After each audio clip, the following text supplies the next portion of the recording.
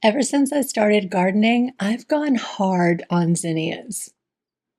They're beautiful, colorful, prolific, resilient, and super easy to grow until they're not. I've grown zinnias successfully for years, but last year in a brand new garden, I struggled more than I expected, and it forced me to rethink everything: my soil mix, my timing, my planting methods. But once I dialed in my system, my zinnias became some of the most gorgeous flowers in my garden. And honestly, my most beloved. Summer just does not feel like summer without them. So this year, I am planting my zinnias very intentionally. And today I'm sharing exactly how I grow them for abundance.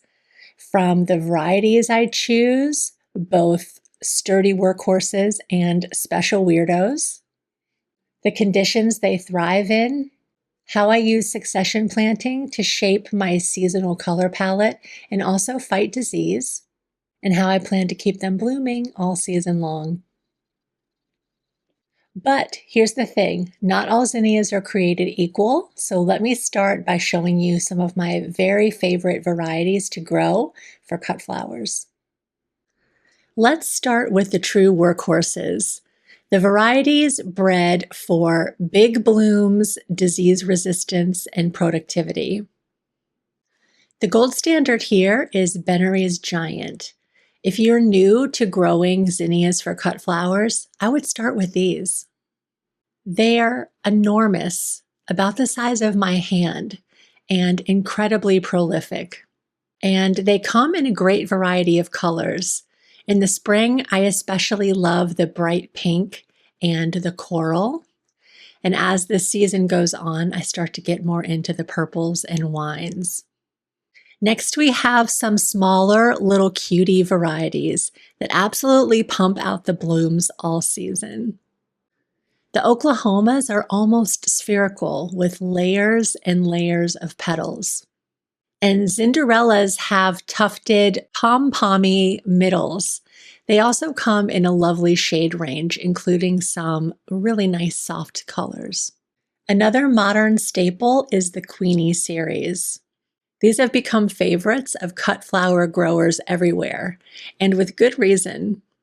They mix green with red, orange, yellow, peach, blush, and no two flowers end up being alike, so they're a lot of fun to grow. My personal favorites are the Queen Lime Red and the Queen Lime Blush. In the last few years, some bigger seed companies have started creating some truly designer blends of zinnias, and I've fallen hard for them. From Johnny's Seeds, I'm growing several beautiful selections. Ballerina has soft pinks, creams, lavenders, and peaches with big, mostly double blooms, tons and tons of petals. Linen is brand new this year and very similar to Ballerina, but it looks like it's even softer, more muted colors. Aurora features striking sunset tones that shift as the flowers mature. This was one of my favorites to grow last year. And Agave has a cactus form with similar colors to Aurora. But I have to say, most of mine last year turned out to be just plain bright orange, so I'm not going to grow quite as many of those this year. Floret reopened their seed shop this year, and I was able to get my hands on a few different kinds of their absolutely gorgeous zinnias. I'm such a Floret fangirl. Their breeding work has really changed the game in terms of what zinnias can look like. This season, I'm growing precious metals, soft tones with lots and lots of petals and a lavender sheen. Victorian Wedding, smaller blooms, but very prolific in fruity sherbet colors. And Unicorn, vibrant, color shifting, and a little bit weird. I cannot wait to see how these grow out in the garden. And now, the varieties I'm maybe the most excited about this year come from small, independent zinnia breeders. I'm always so happy to support their work. From Blama Farm, whose seeds I've grown for several seasons now, I'm trying melon and new parchment. Her selections are always unique and absolutely beautiful. I also picked up some mixes from Dawn Creek. Their breeding mix, a tufted pastel blend, and First Light, a selection they describe as butter melon. Yes, please. Dawn Creek is another absolute pioneer in breeding zinnias in softer, more subtle colors. I'm also growing a vibrant rainbow mix from 3 Acre Farm and the breeding mix from Basket of Flowers, which looks like soft and bright shades of pink, coral, and lavender. Plus, I saved my most spectacular zinnias from last season, so we'll be planting our own homegrown mix too. With any luck, it's going to be an incredibly abundant and colorful zinnia season. Now let's talk about the conditions these plants need to truly thrive. First thing is that zinnias are heat lovers. If it's not hot, they're not going to grow. The seed packet will say to plant anytime after your last frost, but in my experience, zinnias won't do much until it's consistently above about 55 at night and 70 during the day. So plant by your weather forecast, not by the calendar. Now let's dispel one of the biggest myths about zinnias, which is that they can grow in any kind of soil. Believing this almost cost me my zinnia season last year. Because as it turned out, the problems my zinnias had last year were caused almost entirely by a poor soil mix in my raised beds. There was plenty of nutrients in there, but the texture of the soil was so fine that when we had our torrential spring downpours, they all just washed away. So when I planted the zinnias, they sprouted, and then they didn't do much more than that. I also did grow some zinnias in the strip of poor soil in front of my house, and I was able to harvest some blooms, but I cannot say that those plants thrived in any way. So yes, while zinnias can grow in most kinds of soil, they do their best work in fertile soil that has texture and drains well, just like most other flowers. Give them good compost and good structure, and you will get the biggest, boldest blooms. Now let's talk about one of the most hotly debated topics in zinnia growing: direct sowing versus starting seeds inside. Gardeners have very strong opinions about this, and many of them share their opinions as though they were facts. But the truth is, zinnias can succeed with either method. Because they mature so quickly, normally 60 to 80 days from when you plant the seed to when you get flowers, it means that they can be direct sown or they can be started inside. Both ways work great, but there are benefits and drawbacks to each, so let's chat about it. Starting seeds indoors is more work up front, but it can give you a head start on the season. Once you transplant them out, you'll see blooms in weeks, not months. You can control light, temperature, and moisture as they develop, and you can protect your special expensive seeds from any of the critters around your neighborhood who might want to snack on them. Direct sowing, on the other hand, is wonderfully simple. You just plant the seeds outside, keep them moist, and wait. Classic, easy gardening. And the plants never experience transplant shock because you never have to transplant them. Being the somewhat lazy, efficient gardener that I am, last year I direct sowed all of my zinnias. And it worked eventually, but there were some real drawbacks. Germination and growth take a long time. And for me, that meant that it took months for me to even realize I had a problem with my soil. Flowers also came much later than I was hoping. By mid-July, I was still waiting. And because not all of the seeds I planted ended up germinating, I ended up with gaps in my beds. Even after I replanted them, there was still more waiting for them to grow. Now, that late start pushed my zinnias to the part of the summer that in my area is super hot and humid, and that meant that they got powdery mildew almost immediately after sprouting. So this year, having lived with the delays involved in direct sowing, and also having realized how important zinnias are to my happiness, I'm going to start most of my seeds inside using soil blocks. That way I can transplant them without disturbing the roots. I can protect them from varmints, and I can get them a little bit bigger and stronger before I put them outside so that they are more resilient to disease. Speaking of which, I also have a plan for that this season. That plan is succession planting. This is how you go from waiting months for flowers to picking buckets full every week.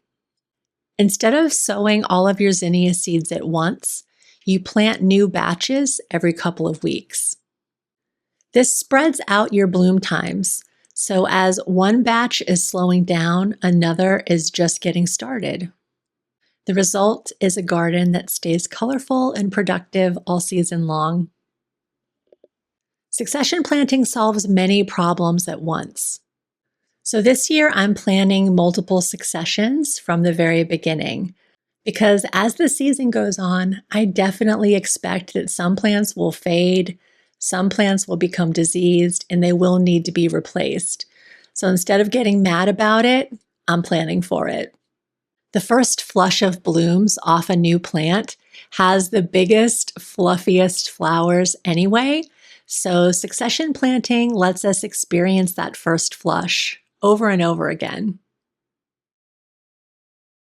Once your varieties are chosen and your plan is in place, a few simple techniques can make a huge difference in how your zinnias perform. When I prep the beds at the beginning of the season, I add lots of compost and some slow-release organic flower food. This gives young plants the nutrients and the soil structure they need to grow healthy and strong. I see advice to plant zinnias close together sometimes to encourage them to grow longer stems. But depending on your climate, that can actually cause problems. Where I live, it gets very humid and hot, and when you have your plants bunched really close together, they don't get enough airflow around their leaves, and that can bring on the powdery mildew. So for me, I find I get better results giving my zinnias a little bit of breathing room. I plant them 9 to 12 inches apart. Another thing to try is pinching. When your plants are about 6 inches tall, take off the top growing tip, and that will encourage it to branch and create more flowers. I typically pinch some and I don't pinch others, and that lets me get an early flush of blooms, but also supports longer-term productivity of those pinched plants. Now, some larger varieties of zinnias will really benefit from support. Ones like those Benares Giant, the flowers are so big they'll just flop right over unless you give them something to help them stand up. Commercial flower farmers will often put some horizontal netting across the bed, and the plants grow up through the netting and that supports them. But for my purposes, that's a little bit of overkill. What I like to do instead is just drive some stakes into the ground, tie some twine to them, and then loop the twine around and zigzagging through the flowers. You can also use an individual stake for each plant, peony rings, tomato cages, whatever works for your space. As the season progresses, you might choose to give the plants some liquid fertilizer, especially if they're looking tired or pale. But I find that if I prepare the bed well at the beginning of the season, it's not usually necessary. Knowing when to harvest makes a big difference for vase life. So you want to try the old classic wiggle test. You hold the stem, you shake it. If the flower stays rigid and strong, it's ready to cut. If it's flopping around, give it a little bit more time. Also, some of these specialty cut flower varieties, they really benefit from extra time on the plant to mature.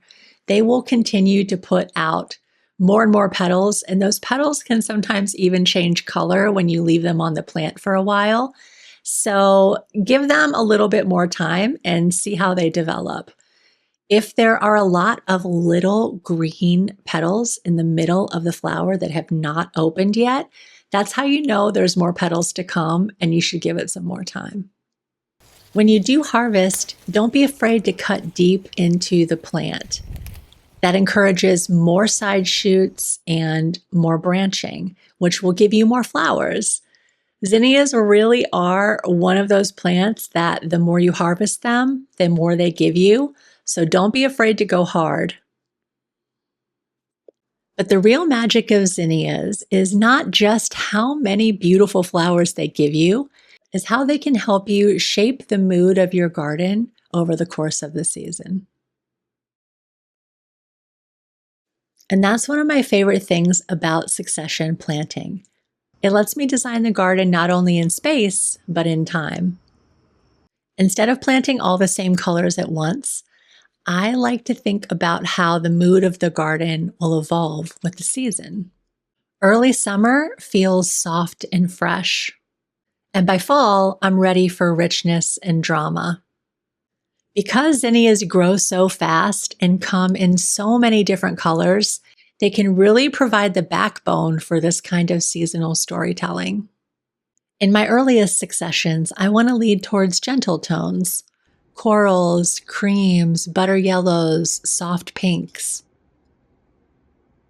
These colors feel light and hopeful after winter, and they pair beautifully with my early perennials and my cool flowers. As summer deepens and the garden fills in, I want to bring in some more playful colors, fruity colors, bright pink, hot coral, clear yellow. And by late summer into fall, I'm ready for jewel tones: rich purples, wine, rust, fiery sunset colors. These feel especially beautiful as the light changes and the other colors of the garden start to soften and fade. Plus, they make great spooky season bouquets. So, succession planting allows me to work with time as a design element. Instead of one static planting, the garden becomes a series of evolving color stories. That keeps it exciting for me as a grower and endlessly inspiring for bouquet making. I think one of the reasons I love zinnias so much is because they are humble. They're resilient enough to grow up through a crack in a sidewalk, but when you give them good conditions and a bit of love, they can become the most abundant and beautiful part of the growing season. If you'd like to see how my zinnias performed last year, the struggles, the lessons, and eventually the triumph, I'll link that video for you. Don't worry, it has a happy ending. Over the coming months, I'll be sharing planting updates, harvests, arranging, and how the garden changes over the course of the season. So if you love cut flowers, or if you're thinking about growing zinnias yourself, please subscribe. I would love to have you along for the journey. I can't wait to see how this season unfolds together, friends. I hope you have a wonderful week, and I'll see you in the next one.